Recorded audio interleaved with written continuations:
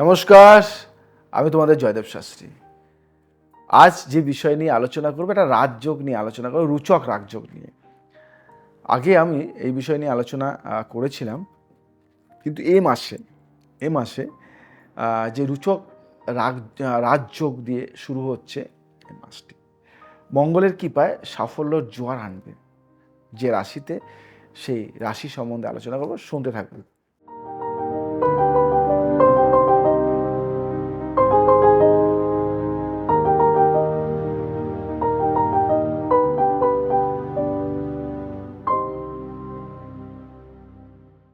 রুচক রাজযোগ দিয়ে শুরু হচ্ছে এই মাস।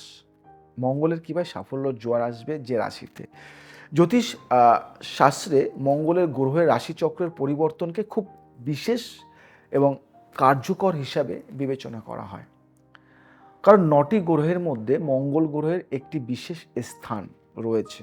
মঙ্গল যখন একটি রাশি থেকে অন্য রাশিতে প্রবেশ করে, তখন এটি সমস্ত রাশির লোকেদের প্রভাবিত করে।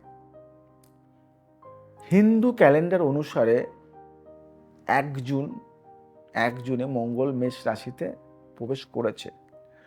জ্যোতিষশাস্ত্র অনুসারে মেষ রাশি রাশিচক্রের প্রথম রাশি।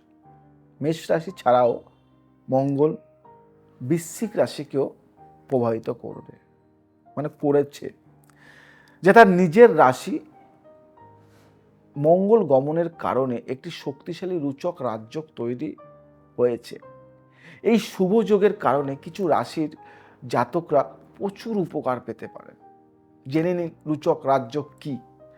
বৈদিক জ্যোতিষ অনুসারে মঙ্গল দেবের কারণে রুচক রাজযোগ গঠিত হয়। মঙ্গল রাশি মকর, মেষ বা বৃশ্চিক রাশিতে বসলে রুচক রাজযোগ গঠিত হয়। রুচক রাজযোগের কারণে ব্যক্তির সাহস বৃদ্ধি পায় এবং সে সম্পদ অর্জন করে। দেশবাসীও বৈষয়িক সুখ পায়। মেষ রাশির জাতকদের সম্মান বৃদ্ধি। মঙ্গল গ্রহের রাশির পরিবর্তনের কারণে মেষ রাশির জাতকদের সম্মান বৃদ্ধি পাবে, ব্যবসায় লাভ হতে পারে। আকর্ষণীয় রাজযোগের কারণে বিদেশ ভ্রমণের সম্ভাবনা থাকতে পারে, যা আর্থিক সুবিধা বয়ে আনবে। পরিবারে সুখ শান্তি থাকবে। বৃষ সকল ক্ষেত্রে সাফল্য পাবে। আকর্ষণীয় রাজযোগের কারণে বৃষ রাশির লোকেরা প্রতিটি ক্ষেত্রে সাফল্য পাবে। কর্মকর্তাদের সহযোগিতা পাবেন। চাকরিতে পদোন্নতি পেতে পারেন, আয় বাড়তে পারে। আপনার কাজ সর্বত্র প্রশংসিত হবে। হঠাৎ আর্থিক লাভ হতে পারে। মীন রাশির জন্য আর্থিক সুবিধা। রুচক রাজযোগের কারণে মীন রাশির জাতকদের প্রতি মঙ্গল সদয় হবে। মীন রাশির জাতক জাতিকারা হঠাৎ করে আর্থিক লাভ পাবেন। কর্মক্ষেত্রে ইতিবাচক প্রভাব দৃশ্যমান হতে পারে। মানসিক শান্তি পাবেন। পরিবারের শান্তি বজায় থাকবে। স্ত্রীর সঙ্গে প্রেম বাড়বে। ধর্মীয় ও সামাজিক কাজে অংশগ্রহণ বাড়তে পারে।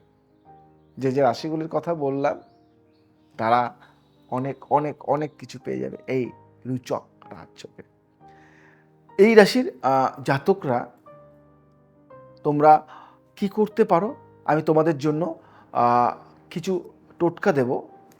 এটা তোমরা করতে পারো। এই টোটকাগুলি করলে দুর্দান্ত রেজাল্ট আরও বেশি পাবে।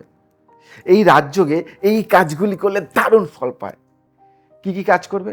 1 নম্বর কাজ করবে, কিছু ভাত দেবে। ভাত, সেই ভাত একটু দই মাখিয়ে তুমি সেটা তোমাদের উত্তর কোণে, যে কোনো কোণে ওটা রেখে আসবে।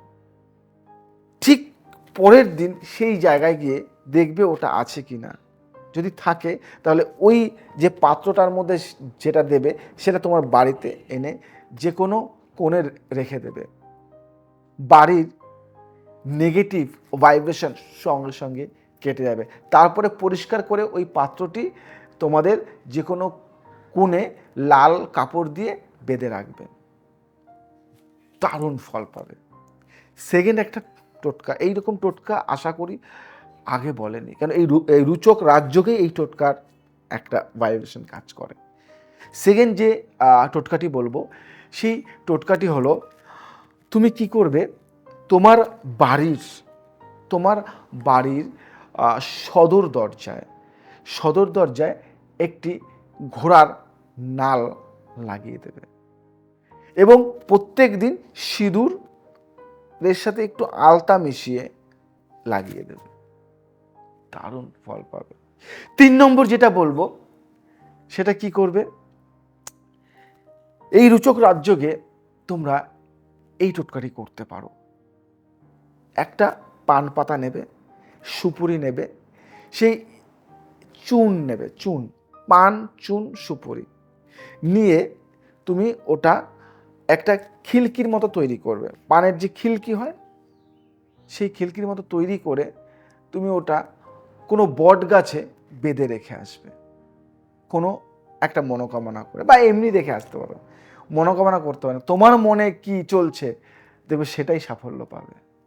4 নম্বর যে কথাটি বলবো, 4 নম্বরেরটা তুমি কি করবে, তুমি তোমার বাড়ির সামনে কোনো পুকুর আছে, সেই পুকুর থেকে একটু মাটি তুলে নিয়ে আসবে।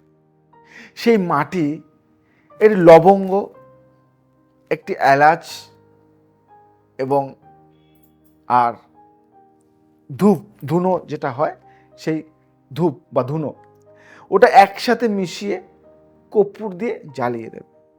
জ্বালিয়ে দেওয়ার পরে যে ছাইটে হবে সেই ছাইটি তুমি তোমার কপালে সাদা চন্দন, লাল চন্দন একসাথে মিশিয়ে কপালে ফোঁটা দিয়ে তোমার কর্মে যাবে। দেখো তো, এই রুচক রাজযোগে এই টোটকাগুলি করো, জীবনে আমূল পরিবর্তন যদি না আসে তুমি আমায় বলবে। জয়দেব শাস্ত্রী।